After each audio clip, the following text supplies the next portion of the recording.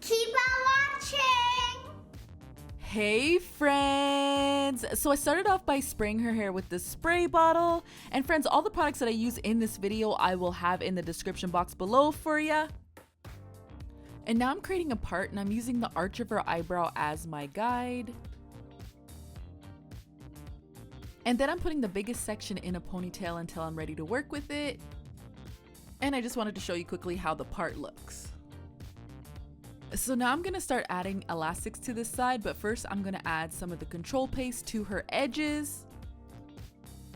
And now I'm just going to create my first part so I can put that elastic in. My parts are going to be about 1 inch wide. You can make your parts as thick or as thin as you want them to be. And then I just grabbed my toothbrush just to help smooth out those edges. I couldn't find my soft bristle brush, which works much better than the toothbrush. And then I just made sure her hair was all detangled before I get that elastic in there. And as you can see, I'm kind of pulling her hair down towards her ear. I want to get that elastic in there as low as I possibly can.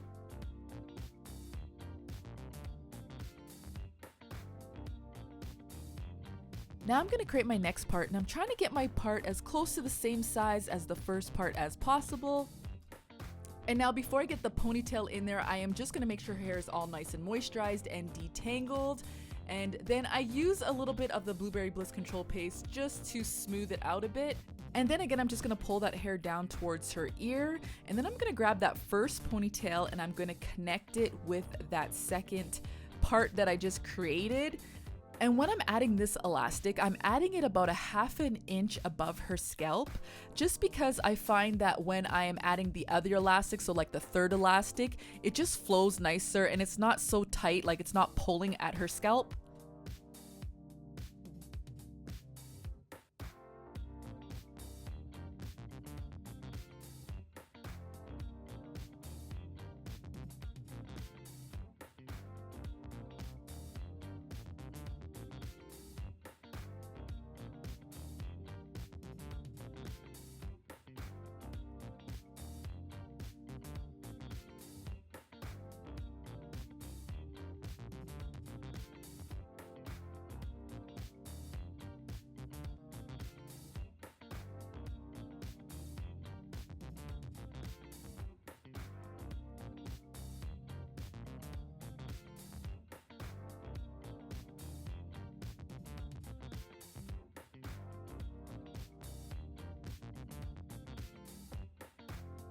So friends, now for the very last part, you don't want to put an elastic in, you just want to leave it out, and I just clipped it just to keep it out of the way.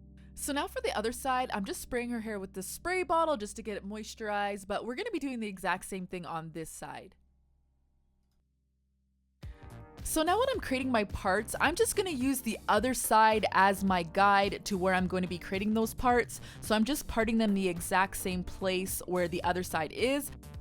So friends, I'm not going to show you every single part that I made on this side, but I do want to make sure to mention that I did moisturize every single part, plus I made sure it was all nice and detangled, and then I did add some control paste to every single part. Now for the front part, I added a bit more than I do on the other parts, but yeah, you want to make sure you do all those steps on every single part.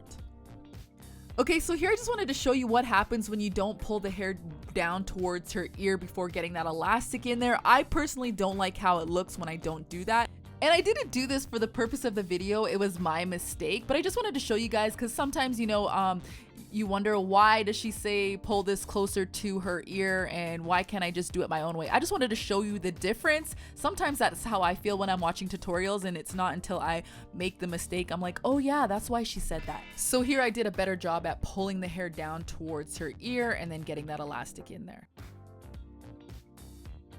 So here you can see it just flows more nicely. It just looks more, I don't know, it looks more pleasing to the eye in my mind. But here is a side by side so you can kind of understand where I'm coming from.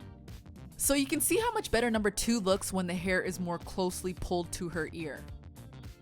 So friends, another tip to make the hair flow more nicely is you want to make sure that elastic part, you're putting that on top of the hair that is left out. So see how I'm taking that hair with the purple elastic and I am putting it on top of the hair that I'm about to combine and put the elastic in?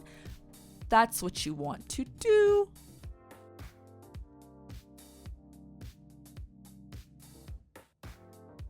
So then again on this side, you do want to make sure that you leave that last part out. The reason you want to leave that last part out is because it doesn't flow nicely when you put elastics in those last parts. So instead of putting elastics in there, I just combined them together and it just made things flow more nicely. I did try to put the elastics in first to see what it looked like, but yeah, it didn't flow nicely.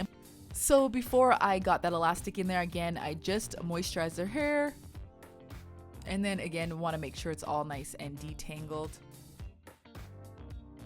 And then I'm going to combine all the hair together and then I'm going to put an elastic in.